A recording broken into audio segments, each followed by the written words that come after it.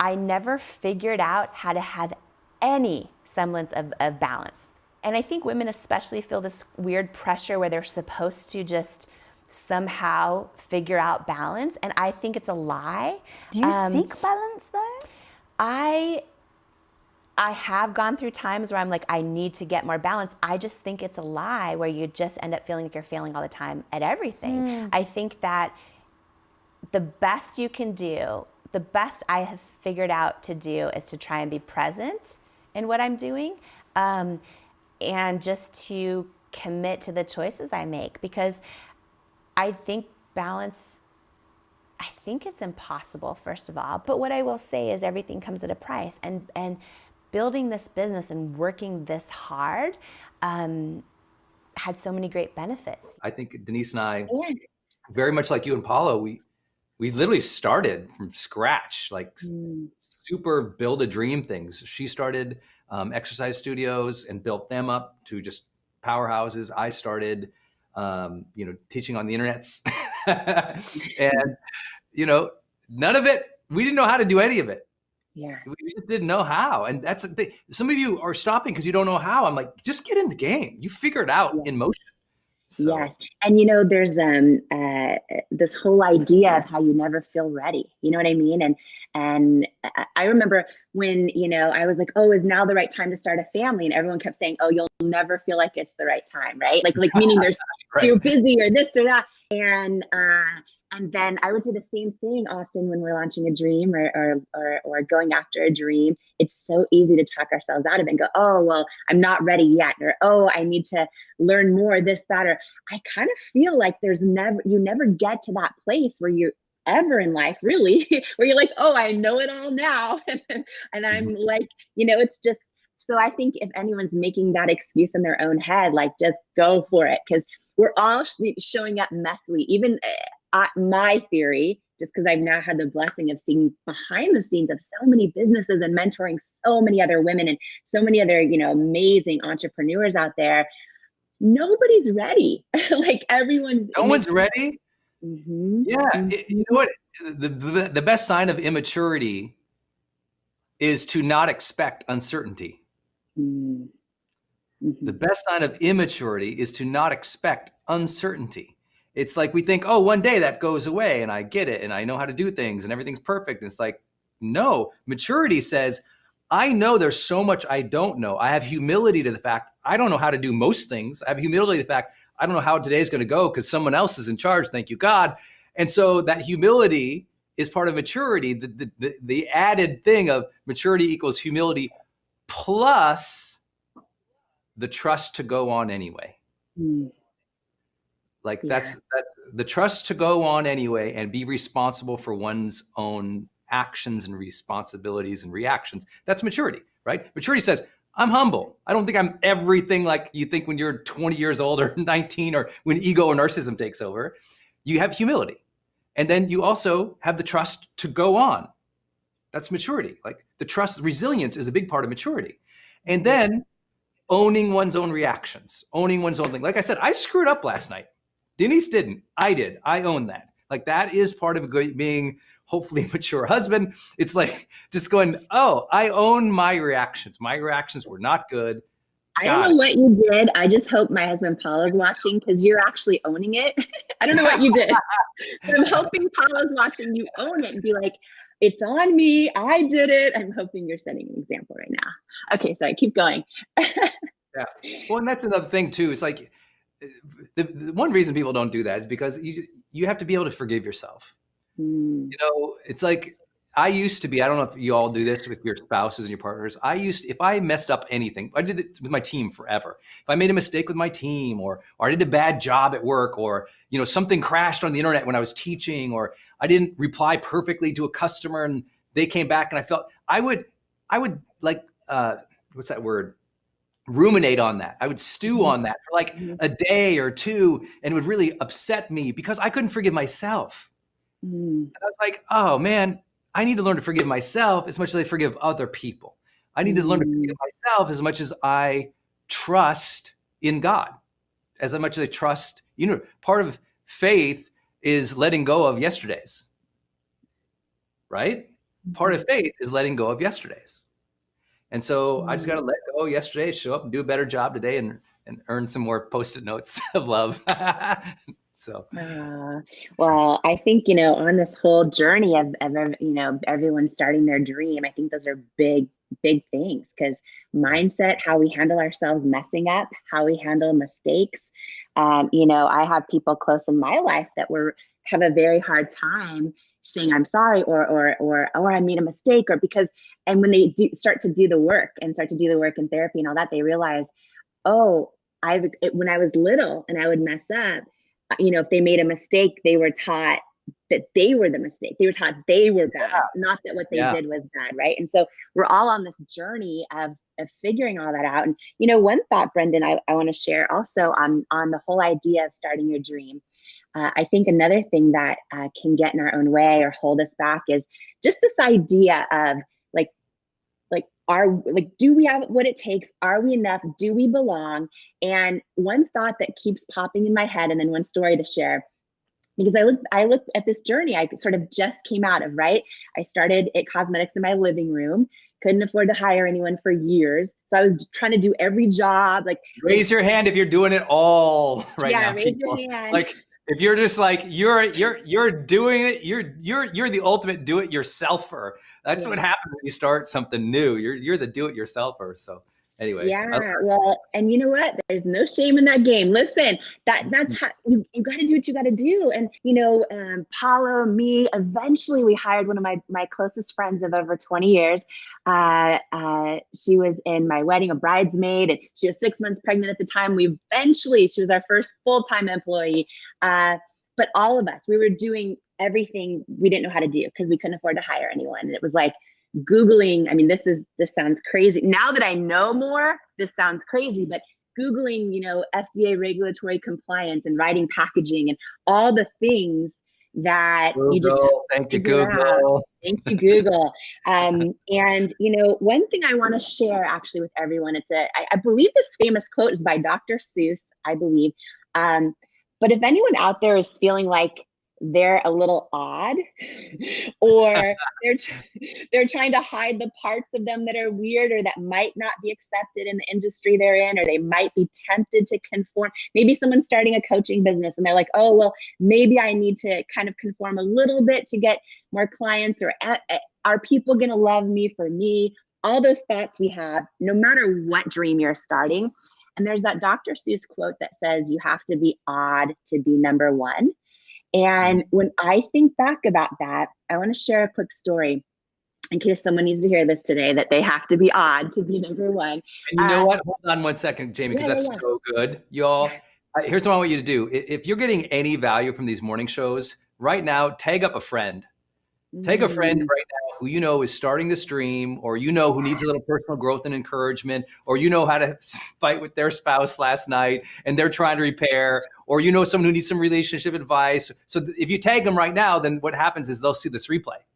And so if you get them in, that will help them see the replay. So if we covered something that would be helpful, but also take someone who is chasing their dream, who's starting something, invite them in here today, because if you don't know Jamie's story, she literally started from scratch, built the $1 billion company called IT Cosmetics.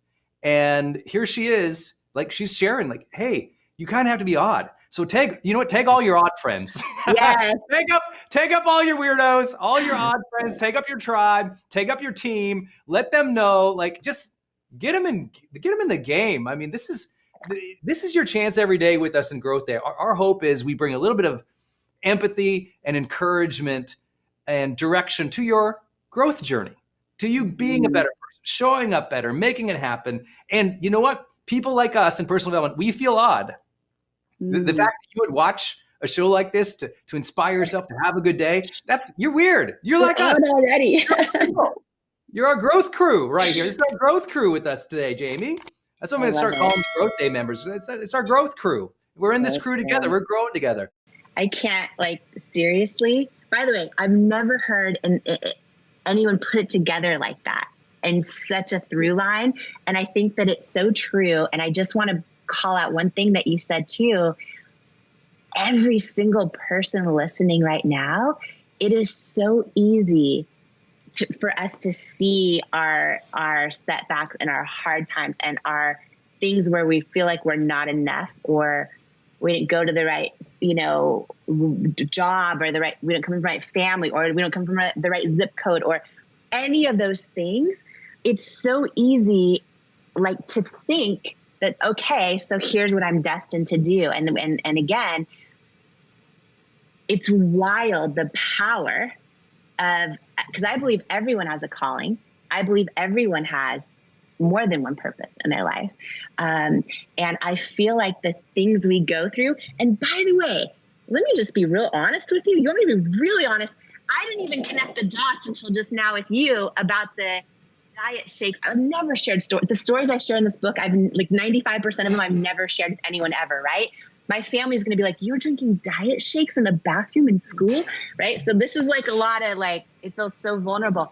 But until you just said this right now, Tom, I didn't even put the dots together of that. When I was sitting there drinking diet shakes in the bathroom, it's because I didn't feel like I was enough. And I felt like, oh, if I can just be this size, I'll be happy, or I'll be loved, right? Those are the things that we don't even realize we're thinking in those moments. But those things we go through, whatever those hard times are in different forms, right? It's like, oh, wow, they actually, if we do pay attention, they can become our message, our mission, our superpower, right? But I'm putting two and two together live with you right now. And I do a lot of this in the book, but never on that one moment. And I just want to share it in case someone else out there needs to hear this right now, that if we really pay attention to everything we've gone through, and it sets us up for what we're called to do. Even when we think it's stuff we're embarrassed about, or want to hide, or we're ashamed of, or we're ashamed that something happened in our family, or that we made a big mistake in our lives, or had a big misjudgment. Those things can truly, if we pay attention to them, not only help us refine our intuition, but literally turn into our superpower, right? And when I think about the journey, because the beauty industry is crowded, there's a million brands. And when I entered that space, it was impossible to get department store floor space because it was dominated by all the big companies. And, it's like, sometimes we have an idea or a dream, and it's very easy just for that simple fact of saying, oh, it's been done before. There's a million other people doing it before.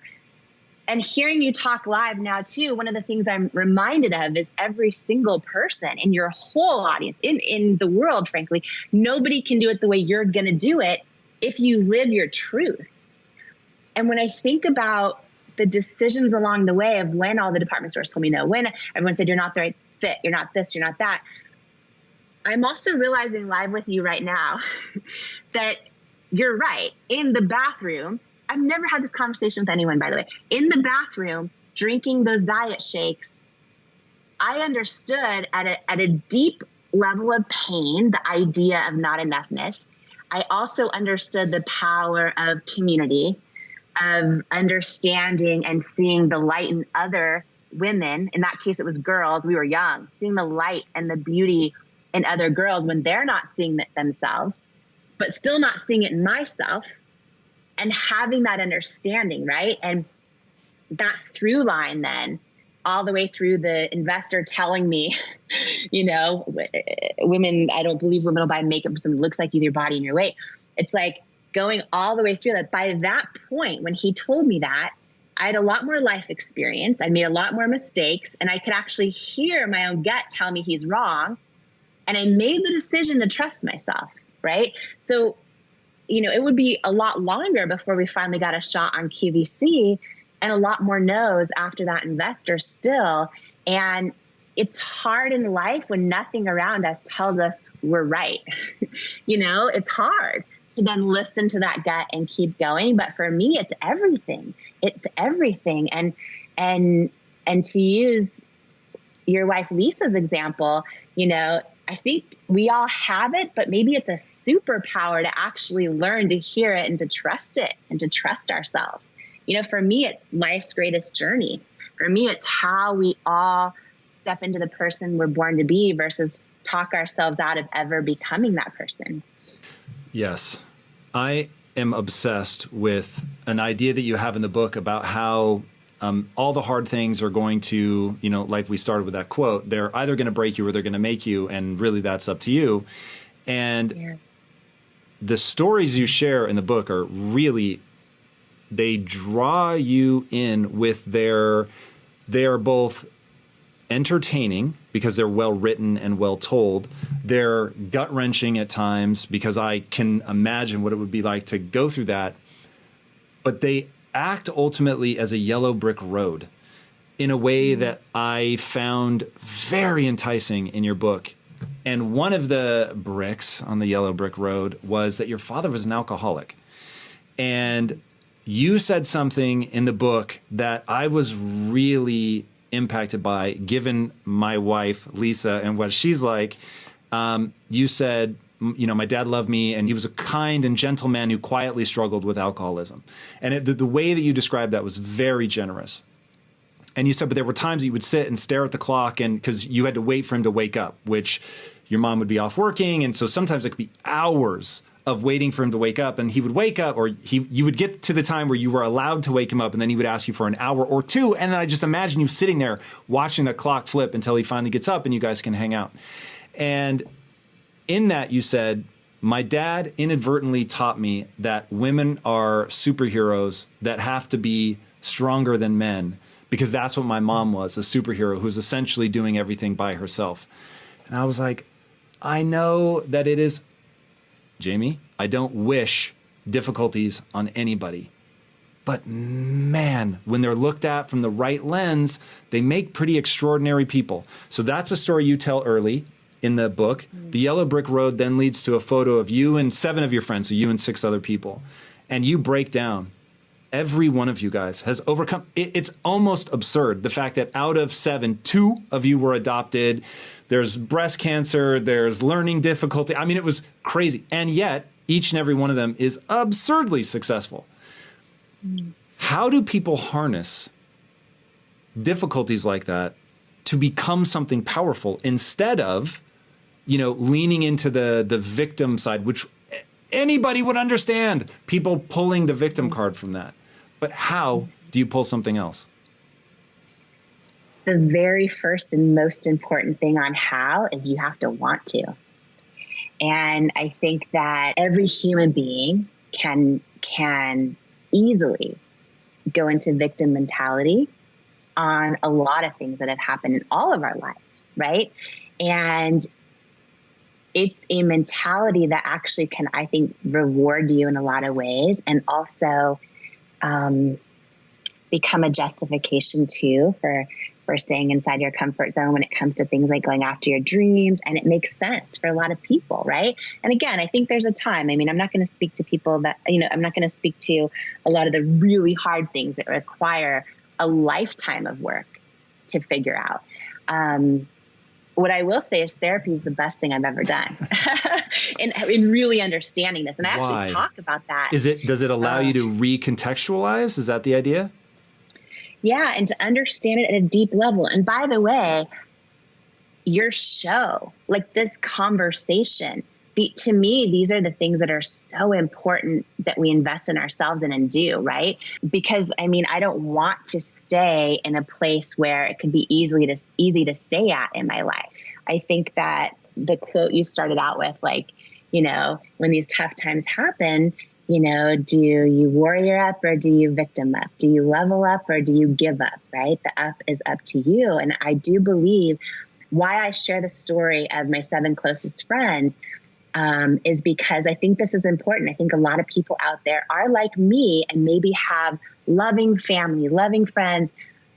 But if you were to turn the volume up on all of them and they were to be your only inner circle, it'd be really easy for self-doubt to take over. It'd be really easy to dim your own light. And I talk about my journey of how I chose my circle around me. And it's never based on a commonality of life experience. It's my closest friends. And I think this is important for everyone listening, because a lot of people are like, oh, I don't have an inner circle that empowers me. How do I find one? I would say Impact Theory and Impact Your University. That alone can be a part of your inner circle. That's a voice and conversations and information that you want to turn the volume up on. And I talk about this because I think this is universal for everyone and so important to do this.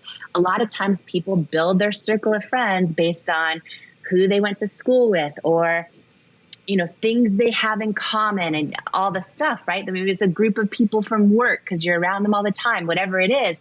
And I think that that's not always the right thing. I think who your circle is so important. And for me, I go deep on this in the book and talk about each one of their stories, because I want to drive the point home that who you do surround yourself with, and when you judge them by their heart and how they pour into you and champion you and don't tell you this crap you just because you want to hear it, they tell you the real truth, which is so important. They don't get jealous when you're flying high. They want you to fly higher. I talk about this commonality of traits, and yet my closest group of friends have literally almost nothing in common. Their backgrounds are so different.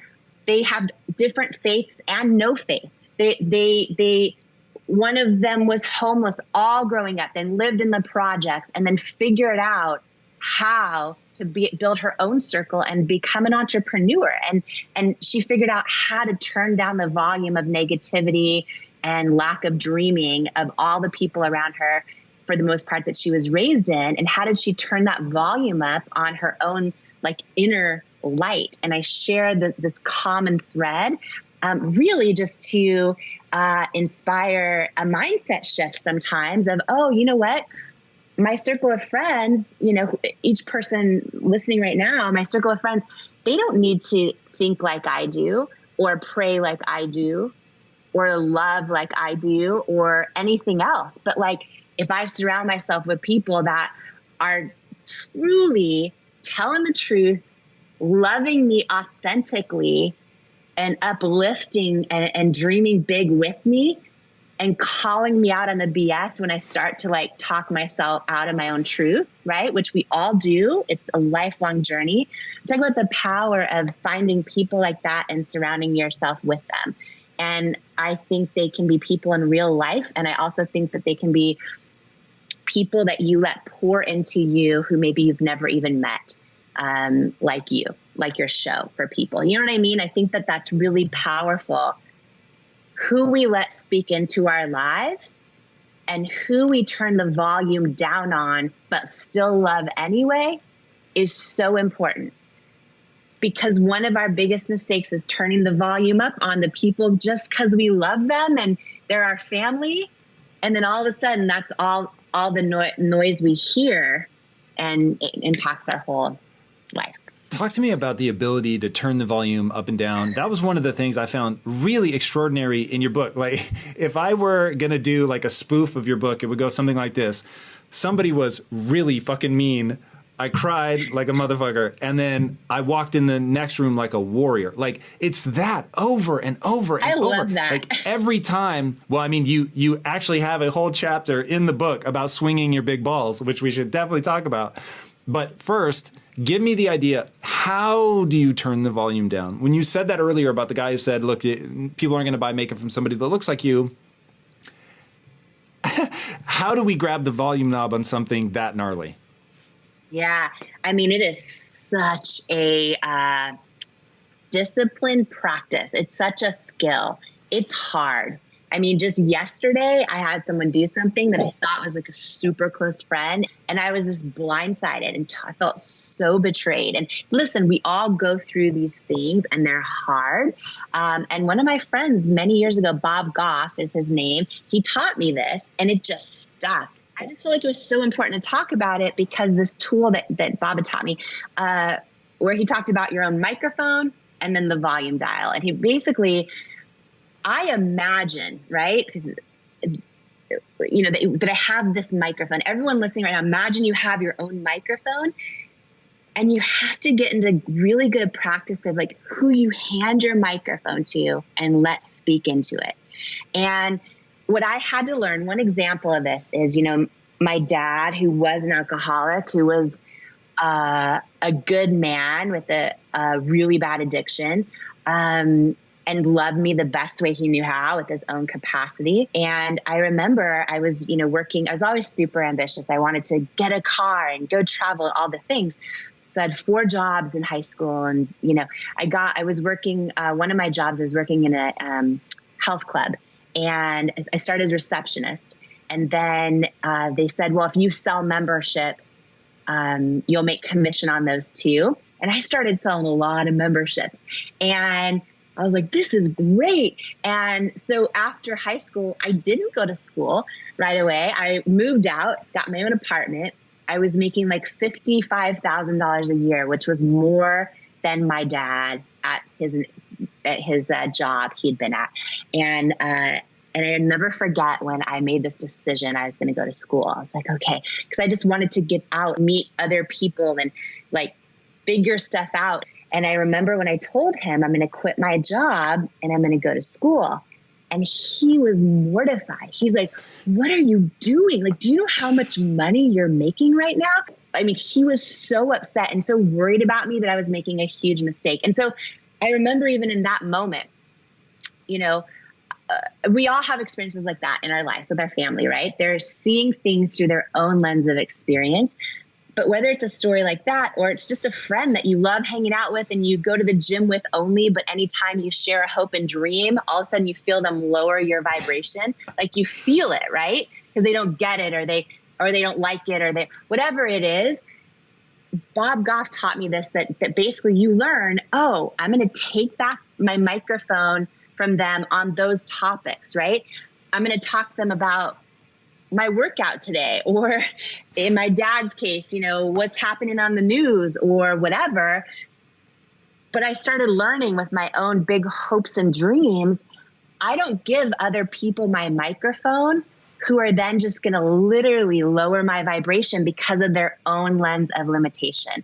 And it's the skill you develop. And when you imagine holding your own microphone, listen, we all, if you were blessed to have a family or friends that you love, it's not like, you want to just X them out of your life because they don't understand your hopes and dreams.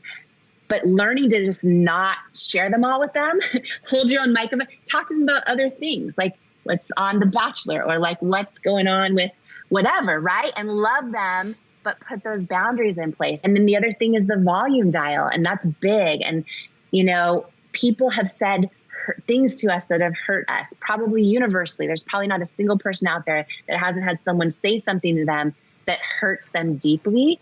And it is human nature to relive it over and over and over and over in our own head, to the point where we carve a groove and it's like it starts to stick and take root.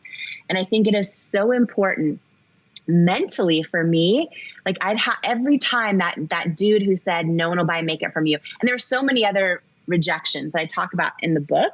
When I went to Sephora and felt like I didn't belong and I didn't fit in and all those things, a lot of times the most hurtful words we hear are the ones we say to ourselves and the ones we make up, and telling ourselves we're not enough and all that kind of stuff. And I have to be mindful and intentional and literally imagine myself when those thoughts come up, stopping them, turning down the volume, and then turning up the volume on something else until I believe it. Why I brought up Oprah was because I think when people are watching you, you've kind of come out of nowhere in terms of the thought leadership space, which is amazing. Like a year ago, people didn't really know who you were necessarily outside of the beauty industry. And now like she's everywhere, which is fantastic. But like authenticity is the word that just keeps coming up over and over and over again. And your courage, your willingness to bear it all and share your story. It's what I think of what you did in the beauty industry reminds me of what Oprah would have done if she was in the beauty industry. There's like that through line of, I guess, still what would Oprah do? So I just thought it was curious that she was your kind of hero or one of your heroes growing up and sitting there in the car thinking about the color purple. Does that resonate? Like, I think if Oprah was going to go sell makeup, she would have it be the every woman on the show, not just the fancy models.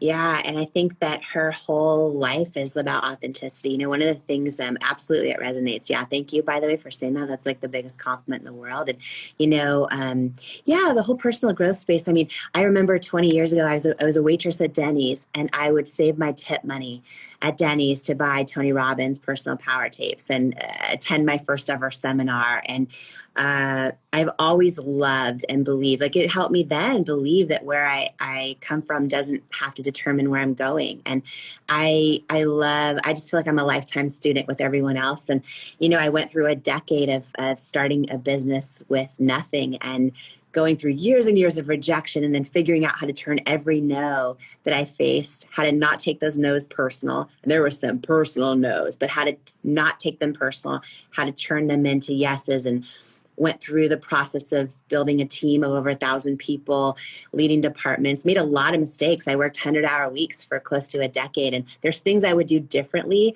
And, you know, then we went through the process of the acquisition process. So L'Oreal acquired our business for in this all cash deal in 2016 for $1.2 billion, and went through the whole exit process. And you know, I feel like why I wrote this book, why it might feel like I'm popping up out of nowhere, because there's a lot of people that are amazing at motivation and inspiration. And I think for me, I've actually been heads down, like building a business for a decade, right? In the sense of like all the rejection, the resiliency, making lots of mistakes, and then doing lots of things right. And, you know, I had this big realization about 2 years ago. For 5 years, I would have different lit agents approaching me to do a book. And I always said no, because they're like, we can get you a ghostwriter. And I'm like, you know, no, I know that you can't fake authenticity. And if I ever do it, I want to pour my heart and soul into it. I want it to matter. I want it to be,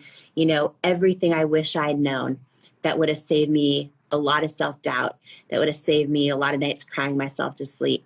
And so I always said no to doing a book or a movie, all that stuff. And then about 2 years ago, I realized something. I realized that every single day on Instagram, I was getting messages, I was getting DMs from people saying, oh my gosh, you know, congrats on your business and all this, but like, did you just get lucky? Or like, did you have a lot of connections? Because I'm not getting traction in my business and I'm getting rejected, and I'm embarrassed to ever tell anyone about it. I'm thinking about quitting, all those things, right? And I realized, Evan, that, oh my gosh, like everything I've gone through in the past decade, but also in my whole life, if we keep it inside of us and we don't share it, like then people just see the highlight reel. And when people Google my story, they just see Denny's waitress builds $1 billion entrepreneur, or builds $1 billion business, right? And then people feel alone in their own struggles and in their own setbacks and in their own, you know, everything. And I was like, okay, I think that if I actually share all the real stories behind the stories, that maybe it'll help other people on their own journey. Be like, oh, this is what Jamie did when someone said, no one's going to buy makeup from someone who looks like you because of your body and weight. This is how she handled staring fear and rejection straight in the eye and keeping her faith bigger than it. Like, I share so many stories in here that aren't for me. You know, I'm donating 100% of the proceeds from the book, 100% to Feeding America and to Together Rising.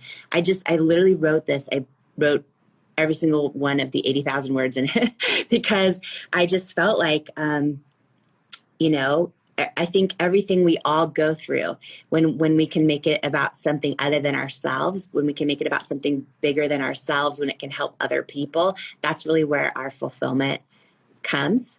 Whether it's little things we do every day or big things like writing a book. So that's really why I wrote it. So it's so funny because you're like, you come out of nowhere. I'm like, oh my gosh, I've been doing 100-hour weeks for 10 years. Like, I think it's been this crazy journey. And by the way, you know, this started by literally, Evan, I don't know if anyone knows the story, but when I knew it was time to write the book, I knew it was time to step away from the company I built in my living room. And it was so hard. I love the team, like family, right? We built over 1,000 employees and across the country and world. And so 3 days after, it was 3 days, how many days? I don't know how many days after leaving the business, I was like, okay, I want to just do something I love. Let me go to a personal growth event. And I bought tickets to Brendan Burchard's event, had never met him, and brought a couple of women I mentor. I mentor a lot of other women and friends. And I had these tickets to the event. And he had a speaker fall through a couple days before the event. And he sent a group text out to his friends. And he's like, does anyone know of a great speaker? And somebody had nominated me. And he and I ended up getting on a phone call. He's like, could you hop on stage and do an hour keynote speech? There's no script, no teleprompter, nothing. There's a few thousand people in the audience. You'll be live. Can you just hop on stage and do an hour keynote? So I'm freaking out. I don't know Brendan, right? I don't know. I'm on the phone with him. And I'm like, absolutely. Like, yep, for sure. And then inside I'm like, oh crap. Like I'm like freaking out. And then I tell him, I'm like, well, I don't know if you know this, but I already have tickets to the event. So I'm going to be there anyway. He's like, what? He's like, what? And I'm like, yeah. I bought tickets. I'm bringing a couple of women I mentor. We're sitting in the audience. And he's like, you're, and I'm like, it's this funniest thing, like the most serendipitous thing. And that day I hopped on, this is talking about popping up in the personal growth space, but I hopped on his stage and did an hour keynote. All of us were sobbing. Yes, that picture. So this picture, I totally forgot this, Evan, in this moment. This picture, so Simon & Schuster wanted me to do like a professional photo shoot, right? Which is what you do as an author, a proper photo shoot. I'm like, you know what? What if we just share a live moment real, where we're in real connection with other human beings? That day I'm talking about is so funny. You're so smart, Evan. Oh my gosh, this is why everyone gets advice from you. So this day was on his stage. I popped up live, did the hour keynote. We're all laughing, crying together in the audience, and yeah, a picture taken by Maggie Kirkland, who was there, just snapped this photo, and we're like, let's use a real moment. So that was really fun. Then I got off of the stage, and Brendan came over a couple of days later, met my husband and my daughter, and that was, I guess, almost 2 years ago, 1.5 years ago. And now I talk to Brendan every single day. And now he's one of my closest friends and amazing. And a few months ago, Tony Robbins asked me to speak at Business Mastery, and then he and I ended up doing 3 hours live together, which wasn't planned, and so that was a big full circle moment, especially going back to the Denny's days where I would save my tip money to buy his tapes, and so it's been a wild year. It might feel new, but it also kind of feels like, I think everything we do in our life, even when we don't see it in the moment, the setbacks, the hard times, the things that suck, the things that aren't fair, I feel like they're all setups in the long term for how strong we need to be and for what we're supposed to do on the next step of our journey. I love it. I think that this is a time, again, we talk a lot about this, where we're all like, we've gone through a hard season. Robin Roberts, by the way, who was the first speaker yesterday at my event, said something so profound. And in case you missed this, I want to share it because this is huge. We were talking about getting out, like being 14 months into a tough season. And, she's had so many setbacks in her life and probably some of the most incredible victories anyone could ever imagine, right? She's won almost every award on the planet. She's wakes up, all of America every single day on Good Morning America. And she said something so profound that out of all of her accomplishments, out of everything she's gone through, the things she is most proud of, the things that fulfills her the most, that brings her the most joy, that she's most proud of, are the things she had to overcome. The things she had to overcome, not this accomplishment or that accomplishment or this outcome or this achievement. It was the stuff she had to go through and overcome. And I thought it was so profound because so many of us are in a hard season right now, or we're not seeing the traction we want in our business, or we're not all the things, right? The pandemic's been tough on a lot of families, a lot of parents. And think of all the things that we're overcoming right now, right? It doesn't mean they're fun when we're going through them, but the things we're overcoming are the things that a lot of times we end up being the most proud of. And I just thought that was amazing because we talk about feeling the day a lot. And when we think of it that way, it's like, oh, wow. Yes, I'm in the midst of a hard time, but I'm in the midst of something I'm going to overcome and I'm going to be the most proud of. Mm-hmm. And I thought that was such a powerful way to start the day yesterday. Wasn't that so good? So good. The stuff Listen, she that's shared, a belief. That is a belief. And you guys should write this down. I will overcome. Someday you're going to overcome the circumstances you have right now. And you're going to be proud of yourself. Yeah. But you can be proud of yourself every day if you're making momentum towards that. Yeah. Some days you do. There's a day where you surmount the problem, right? It's over. It's done. Like you achieved it. You broke through. But the long journey to there, you have to believe in yourself, and you have to trust in your ability to figure things out, and you have to be gracious with yourself. Some of you are so hard on yourself, and we see it in the Growth Day community all the time. Like, I'm this, I'm that. And it's like, be easy on yourself, be gracious on yourself. Know that you will overcome. Just have that as a belief. Like, I'll overcome this. Yeah. I'll get better. I'll improve, and you will. And you'll develop greater mastery. From all measures, you're incredibly successful. But a lot of people don't succeed when they're successful. They fall apart, they burn out, it goes to their head.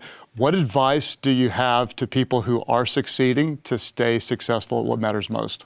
This is something that I continue to struggle with, to be totally honest. I think that as someone who's I've always felt like God has put a great calling in my life. And I don't believe we're born to compete with anyone else. I believe we're here to compete with what we know we're capable of becoming. And I struggle every day feeling like I'm nowhere close to becoming the potential God gave me. And so to this day, I have to challenge myself to work less, to stop thinking about how I'm going to serve and impact obsessively and actually enjoy my daughter singing to the Elmo song. I need to intentionally be present with my husband at dinner when I am tempted to daydream about creating, building, serving, and impacting. And it is a daily struggle for me. So, and maybe other people listening can relate to that as well. But it's something that I'm just being really intentional, because I can look back and go, okay, I've achieved all of these incredible things that they only write about in movies. And yet the moments that fill my soul the most aren't usually those achievements, right? They're the times when, my daughter was born, or, I helped, but they're also, let me say this, and maybe you have these moments too. Like just this morning when I get a letter from someone who says like, I read Believe It, or I, whatever. And I decided to trust myself and it worked, or things like that. Like those are the moments that fill my soul. So, I'm trying to be intentional about doing both, about being someone who I feel is called to serve in a great way, but also trying to not look back at life and say, gosh, I forgot to enjoy it. That's so good. And you use the word 3 or 4 times, the word intentional. I think anybody who's a high performer like you, and the vast majority of our community, they're visionaries. They're growing. They're stretching themselves. We don't want to be successful just in the business and not be successful at home. And it's what happens in the home. It's what happens in your heart. That's where the true lasting measure of success is. And so congratulations if you can do both. But if we're going to do one, we don't need to sell the business for $1.2 billion and lose everything else that matters even more. We want to really be intentional as you are. And it's hard. It takes work, because when you can do a lot, you tend to want to do a lot. But you don't want to do a lot of what doesn't matter as much as a lot of what does matter most. And I congratulate you and Paulo on being great at both, producing great value and staying centered, or working to stay centered at the things that matter most. Now here, Shayla Atkins asked another question, which I think is so great. She's a big fan as well. And what she's interested in is, obviously you've worked very hard. It is now this incredible brand, like you said, #1 luxury cosmetic brand in the country, all of those things. But you're a mom, you're a human being, all of those things. Shayla's like, how does she stay grounded? How does she still stay true to herself? As these big things are happening for you, how do you stay grounded? How do you stay true to Jamie? Yeah. I think that Yeah, it's been a wild journey. Like in the days where I was a waitress at Denny's, I don't know if I could have ever imagined some of the stuff that I've gone through in the past couple of years Right. happening.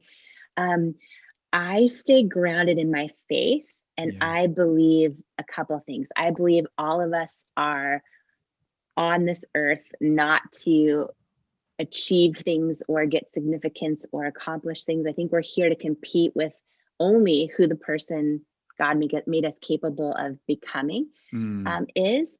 And I stay grounded in my faith, and I try to listen to that still small voice inside and trust it. And what I mean by that is a year and a half ago, almost 2 years ago now, I had this huge moment, Mitch. I don't think I've ever talked about this, maybe with a friend, but Yeah. and I, because I spent years building the company in our living room, and I'll never forget our first office. And we outgrew it so fast, but everyone's desks became like, if you got hired as a new employee, we would take a huge FedEx box or UPS box. That was your desk, because we were out of space. Congratulations, right? Yes, Exactly. welcome to It Cosmetics. It was so scrappy for so long. And we eventually moved into bigger offices and bigger offices. And about a year and a half, 2 years ago, we had just moved into a 60,000 square foot office. Wow. I had this moment where I was sitting there, and L'Oreal acquired us in 2016, and I stayed on as CEO and doubled the size of the company the first 2 years post acquisition. Just poured my heart into it, because I believe in our mission. I believe in everything L'Oreal is doing and that It Cosmetics team is doing, and just poured my heart and soul. And there was this moment where I was sitting in my brand new office and looking around at what the world tells me success and significance are. It was like this corner office overlooking the skyline of Manhattan. It looks like something I grew up seeing only in movies, right? With the most beautiful art everywhere. And my corner office is bigger than almost any place I've ever lived in, right? And I'm sitting there. No, really. Yeah. And I'm sitting there, and I have a moment. I just want to share this with anyone listening. I have this moment where I feel, this is how I hear God. I feel like I'm done. Like all of a sudden it was all there, and it was a brand new office, right? And I knew if I stayed, I love the team. I love the team so much. But everything's a well-oiled machine now. Yeah. And all of a sudden I could stay and have the glamorous parts of everything, have the big office, have all the stuff, the biggest brand in the country. And I just felt this calling, like this calling on my heart that says, you're supposed to serve in a whole different way now. And, I'd said no to writing a book for years, because I didn't want to ghostwrite. I wanted to write every word myself if I was ever going to do it. And I just had this feeling like you're supposed, now that you've gotten to this spot and you have all the fancy stuff now, if you stay in that, it could come at the price of the calling on your life. And, but I think a lot of people, we get tempted when stuff is what the world tells us matters. Yeah. And I made the decision. I sobbed my eyes out in that office. And I was just looking around at everything, because I couldn't even believe how beautiful it was. This is the first time I ever stepped foot in this office. And I went in on a weekend all alone, and it was all done. My It Cosmetics assistant was there too with me. And I was just sobbing in there because I couldn't believe how beautiful it was. But I also knew in my heart that it was time to serve in a different way. And I made the decision to step away from this dream I'd built in my living room, because I have tried to live my whole life that way. And I think everyone listening right now, like, it comes in all different forms for us, right? It might be like stepping into a dream, stepping away from one, start again. I used this example earlier, but starting to paint again, writing the first page of your book. Like, I feel like the most important decisions in life come down to when we trust ourselves. So anyhow, Yeah, that happened. And I love that. Thank you for being generous to share that story, because, and I think that's also such a beautiful picture that what I love, and it's been such an honor to be, with Dream, Think, Do, we've been able to talk with so many people about their journeys. And I so appreciate you being real with us yet again, in the book and then here. But I think that's a great picture too, that like, as we walk out dreams, it's so often that next thing, which some might say is the next dream, is revealed only as a part of the journey, right? Like you wouldn't have gotten that had you not continued to walk out the journey. And so to be able to say, hey, isn't that part of the adventure too, of being able to say, I wonder what future journeys will be. I wonder what will be revealed as we step further into this thing. And so I'm getting goosebumps as you tell that story. So I'm so honored that you'd be here. I'm so honored you'd share that particular story. And I think it's going to so resonate with Dream, Think, Doers. I just feel it's, what if, I guess I was thinking this, which is, what if this, how are we going to get there? This puzzle, this map, we wish so much that somebody would just deliver to us.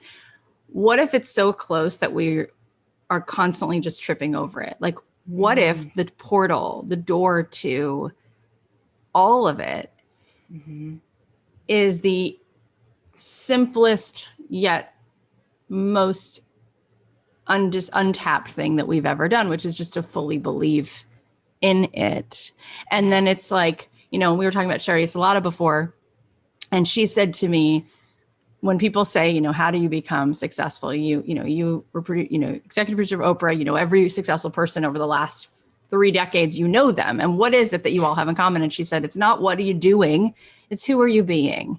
It's who are you being, right? And I thought so much about Oprah reading your book because you talk about her in here, but I feel like what you have in common with her is there was a resonance. It was a vibration. It was a knowing, and it was a stepping into that knowing. And it was just that. And so it is. And it's like, and from there, the next piece of the how was revealed because you stepped in. But what do you say to people when they're like, no, it can't be that. It has to be that there's some formula or some degree or some add whatever you want to the list of things I need in order to accomplish the thing, which will never happen. How do you help people really get that believing in it really is there for them? Yes. And what you just described, the last 5 seconds of what you just described is literally somebody talking themselves out of their own calling. It's us talking ourselves out of our own calling because it's more comfortable to do that, because all those things, right? And, but again, oh my gosh, I feel like it comes at the price of the person you're born to be, right? And here's what I'd say to that question. I think it's easy to go, yeah, that girl, Jamie, yeah, she was a Denny's waitress and she bagged groceries at a grocery store and pushed grocery carts in and all those things but maybe she just got lucky or whatever, right? Maybe she just like all those things. And here's what I've learned and here's what I believe. I do not think that where you come from determines where you're going. I don't think that any of the opposition you face in life, whether it's people rejecting you, people not believing in you, like I've gone through so many years of rejection, and I share the story in this book of, 3 years of like I created this product, and I had this dream, right? Because I have hereditary rosacea on my cheeks, and I could never find makeup that would work for it, and I was working as a television news anchor. I knew nothing about the beauty industry and, took a big risk and poured all of our money into this business. And I finally created something that worked for me. And I really thought this was going to be huge. But I also wanted to use a different type of model than the beauty industry was typically using, because I had this realization, right, that my whole life, because I was like, why can't I find something that works for me? I never realized nothing out there, no other products work for me. And in realizing, wait a minute, okay, my whole life, all I've seen is images of models where they're, they all look, they're photoshopped, airbrushed on commercials on television and in magazines. And I've never actually seen anyone that has rosacea on their face and on top of it, how do you even know if they're wearing the product they're advertising? Like all these things. And I had this big, Such a good point. company, right? Where I was like, okay, for me, and I know you talk a lot about this too, about, your why and your mission for, why so many of us identify the why behind what we're doing. And it's interesting because I realized early on that when I created this product that finally worked for me, like, yeah, of course, that was a part why of why I did it. Wanting to help so many other people out there that couldn't find anything that worked for them, make their lives easier and better, was also part of my why. But what I did early on, just to share this tangent for a quick second, in case it adds value to anybody listening, because I feel like so many people in their careers, when they're going after their dreams, I feel like they'll identify their why, but it just sounds good. And it's actually not like deep enough, right? Like they'll say, oh, I want to do this because I want to buy a house, or I want to help my kids with college, whatever it is. And those are great, awesome whys. And they sound so good. But like, unless it's deep, deep, deep, deep to your core, it's not going to be strong enough to prevent you from quitting when times get tough, right? And I've done a lot of things wrong in my journey, but one of the things I did right was early on, I just peeled back those layers of why am I? And by the way, going through 3 years of hearing everyone say no to you and getting down to under $1,000 in my bank account and not knowing if my company was going to make it.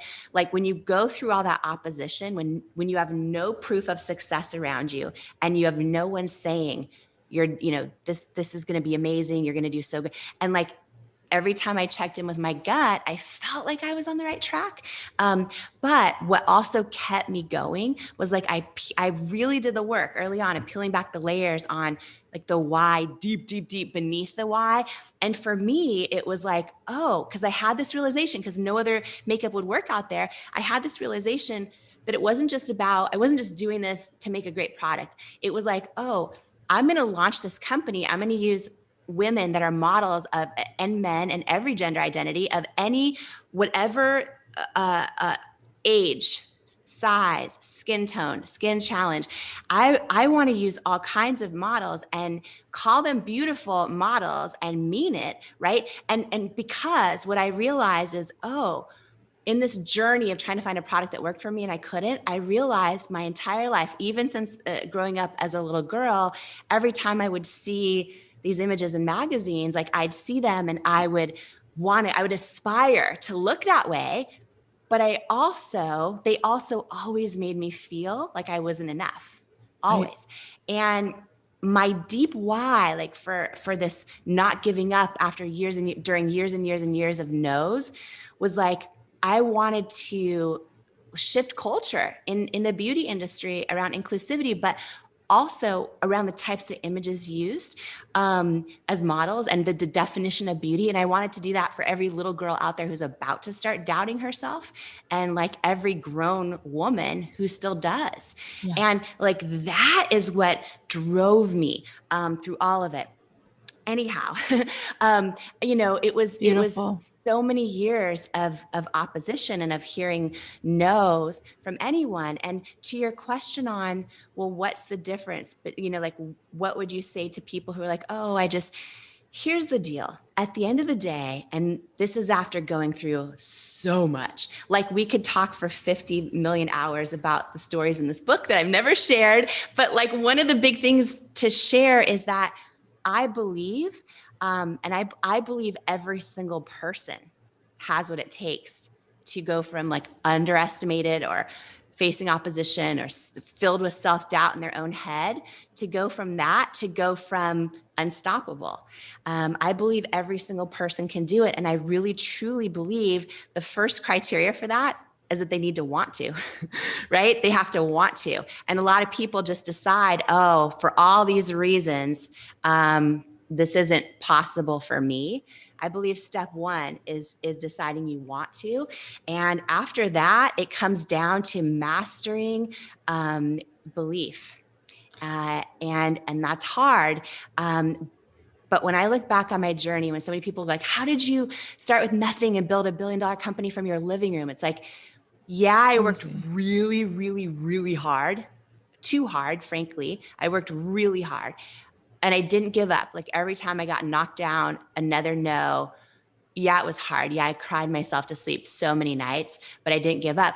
But to me, that is just like the price of admission for being an entrepreneur that keeps a business going.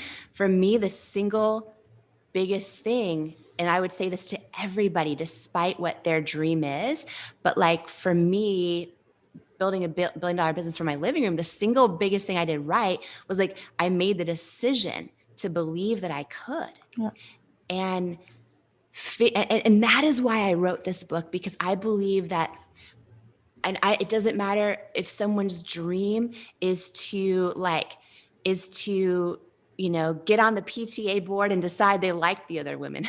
I don't know it doesn't matter what your dream is. To me, learning the steps of and being on the journey of breaking through, learning how to break through that self-doubt, tuning it out, tuning out other people's opinions, and truly, because so many people can't even hear their own intuition, truly learning how to hear your own gut and tune into and learning to trust yourself. And then learning how to truly believe that it's possible for you to become all that you are and all you're called to be. That I believe that's possible for everyone. And that really is why I wrote the book. Yeah. And you do such a good job of giving that belief over. And I don't know how you do that, because it's such an esoteric and it feels so far away. But I think because your story is so vulnerable and you're so exposed and it's so something we can see, like from the beginning of the book to the end, you're like, oh my God, I could actually see those steps and how she was able to step forward into each new challenge. You really do feel like you grow as a person just by reading it. The thing I find with all of our listeners, and 90% of them are women, this feeling of imposter syndrome where it's like, I don't believe that I would ever want someone to give me money or pay me for something. Like I think I'm a fraud. Like there's so many people better at this thing. Like, yeah, I want to start an Etsy shop, or I want to teach yoga, or I want to make my own makeup line. But Jamie's done that. Bobby Brown's done that. Someone else is making candles. It's this feeling of shame. What if I put this out there and like, who am I to like take up anybody's time? That is just so prevalent. Yeah. And so prevalent. I don't even get it, honestly. Like just the amount of rejection you just shared, plus you articulate it in the book, and also being a little girl who is like in this sort of different kind of a situation where you were adopted. Like I think so many kids would feel intrinsically rejected. And this is the feeling that it's so easy to go to that place of I'm not enough and I'm a fraud. Just about your faith and how your faith has driven you through all of this. I know you didn't do it alone. You've definitely had a force guiding you your whole life. It's no doubt. Yeah. How important was your faith in God on this journey and doing all of this, and also just living your life the way you have lived? Yeah, I love that you say too, I share it all in the book, because it's like 95% stuff I've never shared, including my journey of faith. And for anybody, listening or watching right now, if you've ever struggled with God doubt, right? Like for decades of my life, John, I would pray and then I would feel like, maybe I'm a fraud because I don't know that I fully believe God exists. And I struggled with it. And, I mean, this was decades. And then when I went to graduate school in New York, and I was around a lot of people that had different faiths, no faith, believe only in science. And they believed only in things you could truly like see, prove, touch, which of course faith is not required. And the more I was around all of it, it really started me second guessing everything about faith. And I share in this book for the first time what I did and what happened from there, and how I handled that, right? And there was a moment actually where, and I was raised in families that didn't go to therapy or didn't, like, you just either don't talk about it or you figure it out, right? There's a season I went through where whole nother story in the book, finding out I was adopted by surprise in my 20s. And there were so many things that happened personally, struggling with fertility, so many things. So anyhow, I was in this season of just, feeling so down for the first time ever. And between not knowing where I came from with my parent, not knowing if God exists, I started seeing a therapist for the first time. And she said one thing to me during one of the sessions that changed my entire faith journey. And I don't even know what she believes in, no clue, by the way. I've never heard her talk about God in any of our sessions. So I said to her one day that I was doubting God exists and that all these things. And she says to me, well, why don't you tell him? I'm like, what do you mean? She goes, if God created the entire universe, what makes you think he can't handle your doubt? Tell him you doubt him and ask him to prove you wrong. Ask him to prove you wrong beyond a shadow of a doubt. And I'm like, okay. And so that started a multi-year thing where let me just keep it really real because I love you, John. I'll just keep it real. I'm just going to pretend your whole community is my friend, just like you are. And I'm just going to say it. I would literally pray and be like, I would pray for, this person's health and this and all those things. And at the end, I'd be like, and I'm doubting you exist. So if you could please prove me wrong, I would be very grateful. Prove me wrong, be in a shadow of a doubt. Can you show up somehow where I just know, in Jesus' name, amen. Those would be my prayers. And this went on for years. And stuff started happening that literally beyond a shadow of a doubt was God. In some cases, it was told to me it was God. And the more years that went on, the more I just grew to know beyond a shadow of a doubt, God's in control, God's time, all of these things, right? I won't share the whole story because so much of it is in the book, but the QVC host that came up to me that day and finally got a shot on QVC. So she retired after we launched, right? The one who discovered me at the expo.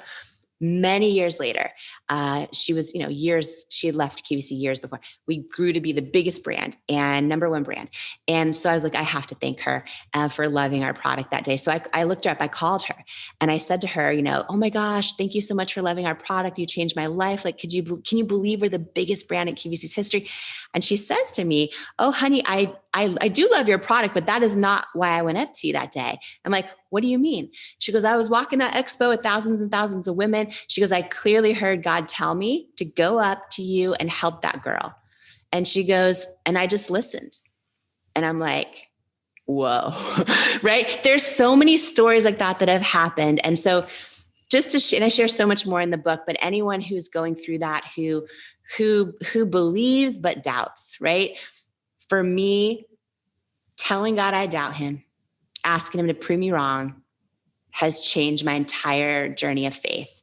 And the last thing I'll say is I talk about my toolbox and all of that. And just for anyone listening or watching right now who struggles with doubt a lot, right? I talk about so many tips in the book, but if you struggle with feeling like you're not qualified or you doubt yourself or you get distracted by what other people are doing that looks so good online and they look so successful and this and that, or someone else has launched your product, whatever it is, at the end of the day, if you keep checking in with yourself and feeling in your gut, this is your purpose, you're on the right track, this is your mission. One thing in my toolbox, a famous saying that I used to always pull from that really helped me every time I would just try to channel it. And every time I felt not qualified. And the famous saying, just in case someone needs to hear this right now, somebody in your community needs to hear this right now. The famous saying is, God doesn't call the qualified, he qualifies the called. Right. And I would tell myself that over and over and over, because to me, it means if you're on the right track, you feel it, then I think it's part of your purpose and it's part of your calling, part of your mission.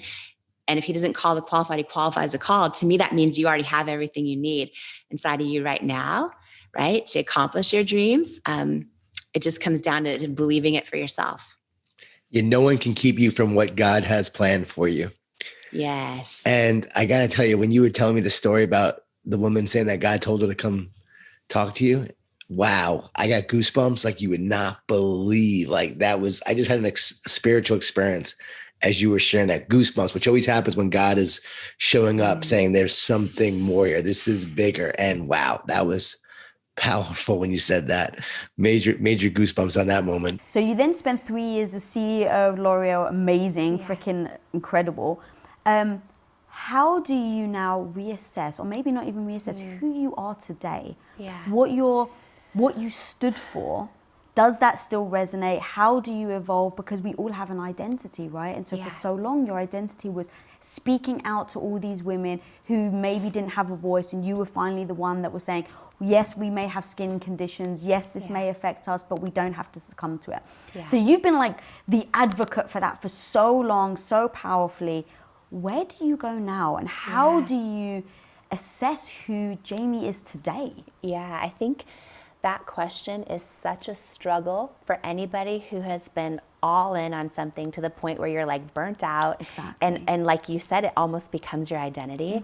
And that question, by the way, is part of why we chose to sell the business, because we did 100-hour weeks for 10 years, and I cared so much, but it always comes at a price. So we grew the business to over 1,000 employees across the country, became the largest beauty brand in QVC history, and then the largest, and we got a yes from Ulta Beauty, grew to be their largest brand, finally got a yes from Sephora as well, and some department stores, and started launching internationally. And it never got easier, right? Because I used to think like, one day, right, I can afford to hire people and they're gonna help me and it's gonna be so much easier. And then what I learned is, oh my gosh, when you do hire people, especially people that are smarter than you in other areas, it is such a gift. But even if you hire the best of the best people, you still then have a new job, which is managing people and making sure they're happy and dealing with competitors trying to steal them and dealing with HR issues and this and that and it's this whole other thing, and it never got easier. And one of the things I will say that I have personally not been able to succeed at, so I could call this a failure, is I never figured out how to have any semblance of balance. And I think women especially feel this weird pressure where they're supposed to just somehow figure out balance, and I think it's a lie. Do you seek balance though?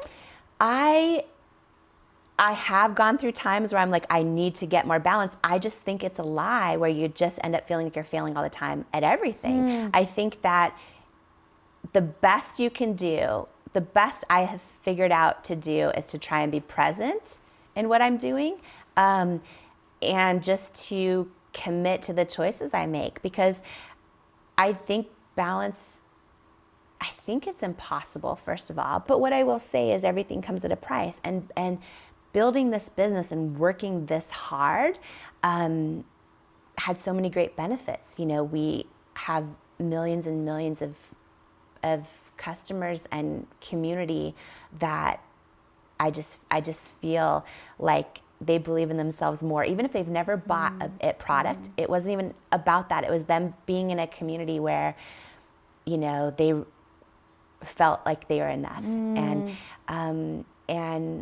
And so that always made it worth it to me. But the amount I pushed myself, and my husband as well, it came at a price. And for many years, well, we spent every single holiday, anniversary, birthday in the QVC green room. We grew to doing over 250 live shows a year, and I did them all myself for 8 years. With Paulo, he was in the green room watching the numbers, figuring out the orders, figuring everything. And even when we grew to hundreds of employees, we were still working out of the QVC green room and in between shows and airings on the laptop, working on product development and doing conference calls. And it was so much. And when we grew to be really large and started launching internationally, I realized that's a lot of work to try and understand like regulatory compliance laws in Thailand and HR laws, and it's so much. And so then we thought, okay, if we partner with L'Oreal or sell our business to L'Oreal, one of the biggest blessings in all of it was that they have people on the ground in like just about every country. And so you have experts that are hyper local and understand the culture and the cultural sensitivities and the importance of, that country's regulatory compliance and all that like stuff. But it's hard to figure out on your own and scale. And I knew that I needed to, I knew that if I didn't sell the company, we might go another 10 years. And I might still be spending every holiday working and every birthday and every anniversary. We still didn't have kids and we had tried for 10 years. And I think sometimes stress takes such a toll on your body. And I just felt like I was an amazing entrepreneur and CEO and a terrible owner of a body and a terrible every other thing, wife, daughter, friend. I mean, I would do everything I could to help my friends and family, but except for physically be present, right? And I just kind of realized I have to make a change. And so we sold 100% of It Cosmetics to L'Oreal. It was their largest acquisition in U.S. history. And you've been able to double it, correct? Yeah, that's amazing. Isn't that crazy? So they acquired It Cosmetics 3 years ago, and the business has doubled since then. And but I want to go back to the thing that you were saying about identity. So you sell the company. Your identity has been, I'm the hustle and grind person. I'm the one that sacrifices. I'm the one that goes all in. You leave it and and it's hard, and it's great and amazing and hard. And we, so a year and a half ago, we had our first child via surrogate. Yeah, via surrogate. Her name's Wonder. And, I grew up with parents that worked a lot. And I struggle with going, okay, I really want to be there for my daughter, but my tendencies are very much, I'm just all in, and I want to, I think, that idea I shared in the beginning of sort of like one day, God willing, a million years from now, when I die, I want everything used up in me that I can possibly give to be of service to other people. And that has not left me. And I just know anytime I talk with women or entrepreneurs, or I just, I feel it's so right, and that's been really fun. And, for so many years, lit agents and publishers would always reach out. And one year the movie Joy came out, and that year was the year all the screenwriters and stuff started reaching out about my story. But I was so burnt out, and I didn't take a single meeting. I actually said no to every single meeting for many years because I was so burnt out. And I remember hearing Oprah once say, "Don't ever write an empty book. There's too many empty books out there." And when I heard that, it was like, it scared me, and also was like a really powerful thing. And I thought, I'm never going to do anything until I can be all in, present, all of that. And so I just started taking meetings now for just how can I share my story in a way that can, be of service to other people. And so anyone watching on YouTube right this second, drop in the comments, yes, we want the book. Yes, we want the book. Yes, we want the book. We're gonna have you back for that as well. But seriously, like that book, when you're talking about having, giving service and really doing it for other people, like that seems like a almost like a no-brainer next step for sure. You've already done so much incredible things and impacted so many people that it's incredible and exciting to think about where you're going to go. But you got to take care of yourself first. Otherwise, you're not going to be able to do it. So true. Taking care of ourselves is something for so long that even women especially just felt, and men, there was different types of stigmas, but people just felt like you were selfish if you did that. And it's not true. It's like the least selfish thing you can do because you show up your best for everyone else too. And I actually like that you said men as well, because that's one big thing about this show is that, we talk mainly about women because it's our own experiences, but you're 100% right on the fact that men, like if a man was like, yeah, I'm going to go get a massage and a pedicure and I'm going to go in the steam room, like I would hear about that way less than a woman. But why wouldn't they have the same type of self-care of the vessels of their bodies? Like, so I'm really glad that you said too, that. All of it. Yeah. What is your superpower? As I throw it in there at the end. Yeah, I feel like my intuition's my superpower, but my biggest superpower is my faith. Listen, Always. I mean, you are preaching. I'd rather die. I'd rather die than compromise my gut. Yeah. It just doesn't feel good enough. Like, if you're going to lose on your own sword. Yeah. I think the worst thing in the world to do is to lose based on somebody else's advice. I really believe that. Yes. And you know what else to that? Don't even necessarily think because you're losing right now that you've lost. And what I mean by that is, go ahead, I'm sorry. yeah. Oh no, I was going to say, Gary, like, so this is wild, right? So Alan Burke, the guy I just mentioned, after we finally got on to QVC, so he's the guy that said, no, I cried myself to sleep. Yeah, After we got onto QVC, that one airing turned into 5 that year, 101 the next year. And then I did over 250 live shows a year for 8 years in a row. And we built the largest beauty brand in QVC's history. So it is right now at this moment that you and I are talking. And when Alan Burke retired, and by the way, he ended up becoming one of my greatest mentors after we launched on QVC. He's so brilliant, to be honest. And after he retired, we actually hired him in a paid position on our advisory board at Cosmetics. So the guy who rejected me is now working for me. I love that. First of all, that's amazing. I need a much more interesting one. At his retirement dinner, did he publicly say that you were his biggest miss? And then later...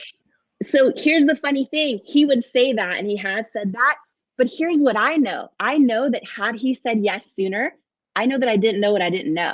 Had he said yes sooner, we would have failed. You think so? I do, because what I learned later. As somebody who's so intuitive, why do you not believe that a year earlier you would have gone with your gut? I would have, but at the time, and maybe this was just serendipitous grace, but at the time, what I learned later was the QVC is massive, right? Like the one airing I got, I had to sell 6,000 units in 10 minutes to hit the sales goal or not come back. What I learned later was, like, had he said yes any sooner, we were not operationally sophisticated enough to handle an account that size on the back end. So maybe that was just serendipitous grace. I see. You might have sold them up front, but logistically you were not prepared. Right. Yeah. And so I feel like that was divine timing in that case. And, one other thing to share too, and by the way, I knew in my gut we were supposed to be on QVC, but for 3 years they said no. Right. And then we ended up building the biggest beauty brand in QVC's history. And I just want to share that because I know there's people listening right now that think like, oh, I'm listening to my gut. I feel strongly, but I have no proof around me that my business is succeeding or that I'm not getting the traction I want.